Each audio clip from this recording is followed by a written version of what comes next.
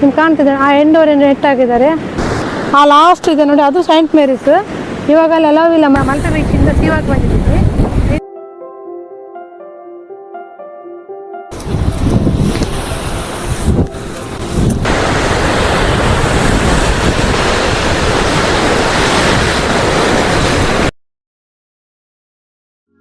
Hello, hi, ನಮಸ್ತೆ. ನಾವಿವಾಗ Malpe beach ಬಂದಿದ್ದೀವಿ. ಜೂನಿಂದ ಸೆಪ್ಟೆಂಬರ್ ವರೆಗೆ ಮಲ್ಪೆ ಬೀಚ್ ಕ್ಲೋಸ್ ಆಗಿರುತ್ತೆ. ಈ ಟೈಮಲ್ಲಿ ಬೀಚ್ ಹೇಗಿರುತ್ತೆ ಅಂತ ನಿಮ್ಗೆ ತೋರಿಸ್ತೀನಿ, ಬನ್ನಿ ಹೋಗೋಣ.